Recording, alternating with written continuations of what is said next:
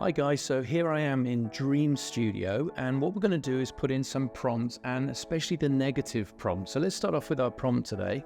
The beautiful, sweet, young, fit woman at the gym, not totally muscular, a dark themed gym with a dark background. But the negative prompt is going to be the most important. You can see bad autonomy here, poorly drawn face, we've got cross-eyed, extra limbs mutilated. We don't want any of these things in there because quite often you'll get extra limbs in pictures that you're generating by Stable Diffusion. So let's dream, let's give it a go. You can see these pictures are really quite good. They've got some great backgrounds, some great images of a girl in here as well. It looks really quite nice. So what I'm going to do is I'm going to take those straight into Photoshop now. So we'll just download those images and pop them into Photoshop. Right, you can see here's the first image. It looks really nice. And if I go to the second image now as well, you can see looks good on the first view, but when you look again at the hands, you can see that there are some problems. There's extra fingers. You can see on this next picture as well, not looking too perfect. You can see the fingers aren't quite right. Of course, we could change these in Photoshop. You can see again on this one, you've got a few problems with the hands, but generally the body is absolutely fantastic with all of the muscular structure. And I love the background too. You can see again just some slight problems on the hands again in this one here. So what I'm going to do is I'm going to take my favorite and best picture, which everything is perfect with this physique, and I'm going to make an object selection again here. So we're going to select the girl, and now what we're going to do is we're going to just simply invert that image and insert the prompt, insert a training area with dark and some good lighting.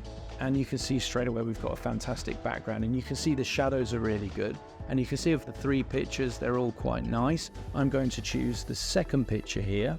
And look at the feet, perfect shadows, everything is great here. But I don't like this weight object she's holding onto. So let's just remove that.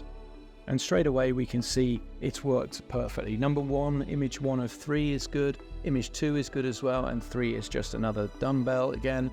But I'm going to go for the middle image here, number 1, which you can see. And let's open our original picture so you can see the background here again, and now our new background that's positioned as well, which it does look great. So now I can use this for my cover, totally copyright free, and off I go. What a great picture that is. Okay, so let's recap the most important points of generating an AI image of a person. So first of all, go to Dream Studio or Bing Create or one of the other text-to-image web applications, and also make sure you enter a good prompt.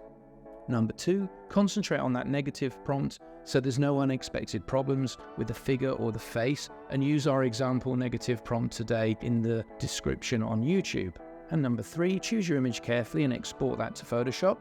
And then number 4, if you want to add a generative AI background in Photoshop, load up the image and then select your model. And then number 5, use the generative field to make sure you get a great background, and that will be completely copyright free. So enjoy and good luck.